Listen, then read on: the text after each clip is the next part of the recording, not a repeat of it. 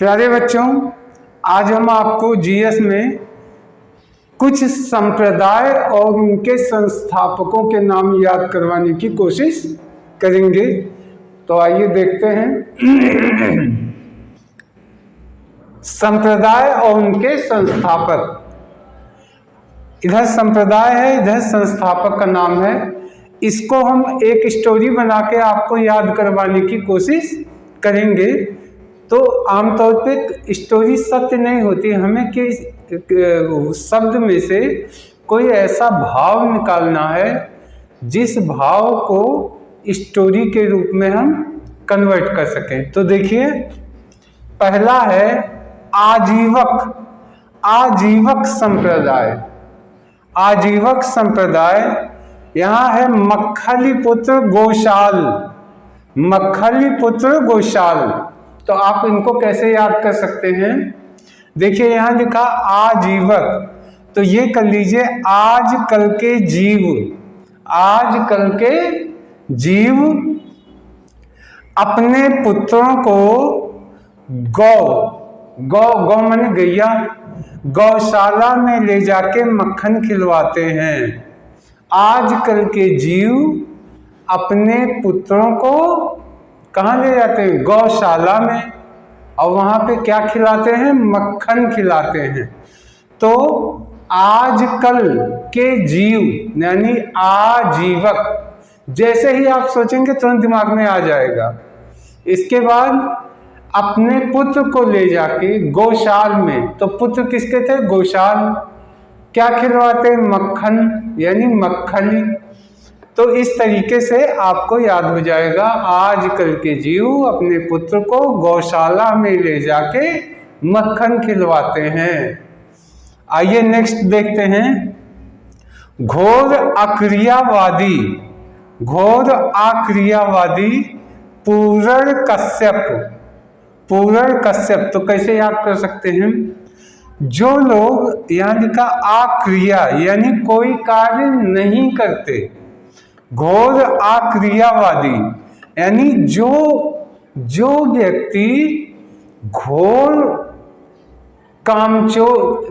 कामचोर होता है, यानी क्रिया नहीं करता, काम नहीं करता। क्रिया माने काम हो गया, काम नहीं करता, उसको लोग पूरण कश्यप लिखा। तो पूरे लोग पूरे तरह से क्या करते हैं? कोसते हैं। देखिए, अगर घर में कोई आलसी व्यक्ति है, आप जानते हैं कोई आलसी है, तो आप क्या करते हैं? उसको कोसते हैं कि आलसी है, काहिल है, काम काज नहीं करता। सब लोग उसको गुस्साते हैं ना। सेम वैसे घोर अक्रियावादी यानी जो क्रिया नहीं करता है, उसको क्या करते हैं लोग? पूरी तरीके से पूरे लोग यानी सब लोग उसको कोसते हैं। तो पूरे यानी पूरे कोसते हैं, तो हो गया कश्यप। और अक्रियावादी जो कार्य नहीं करता है, अपने आप दिमाग में आ जाए, जो काम नहीं करेगा उसको लोग कोसेंगे ही।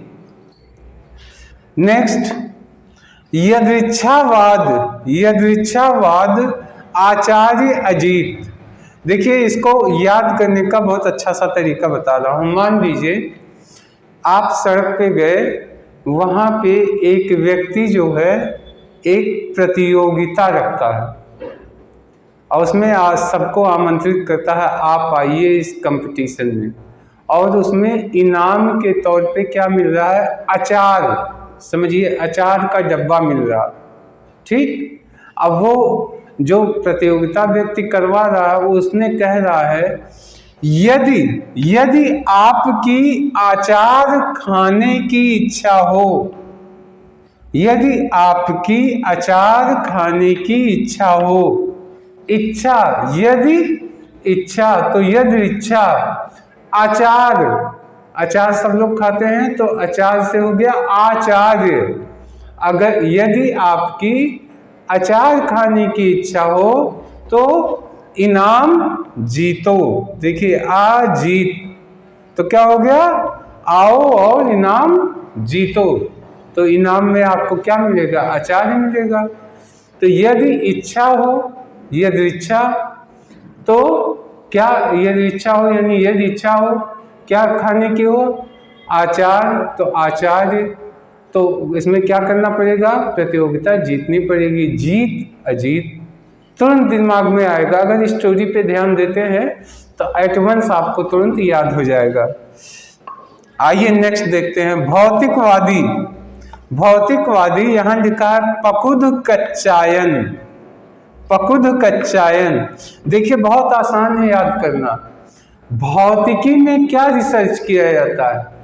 भौतिक कहलाता है जो चीजें पूरे ब्रह्मांड की, जो चीजें जिनको हम देख सकते हैं, छू सकते हैं, है ना, उनका प्रयोग कर सकते हैं, ये सब रिसर्च भौतिकी के अंतर्गत आती है। तो भौतिकी का एक और एग्जाम्पल है क्या? भौतिकवादी लोग, यानी भौतिकी का प्रमाण क्या होता है? यहाँ लिखा कच्चायन पकुध, तो इसको कर लीजिए कच्चा अनाज हम लोग लाते हैं, फिर उसको क्या करते हैं? पकाते हैं। कच्चा, देखिए चावल, गेहूं, सब्जी आप कच्चे लाते हैं, फिर उसको क्या करेंगे? पकाएंगे। तो कच्चायन पकुध, पकुध कच्चायन। और यह रिसर्च किसके अंतर्गत आता है? भौतिकी के अंतर्गत आता है, भौतिक विज्ञान में आता है। क्यों? क्योंकि अनाज को आप छू सकते हैं, सब्जियों को आप छू सकते हैं, उसको धुल के उसके बाद काट के उसको पकाते हैं, तो ये सब भौतिकी के अंतर्गत आता है।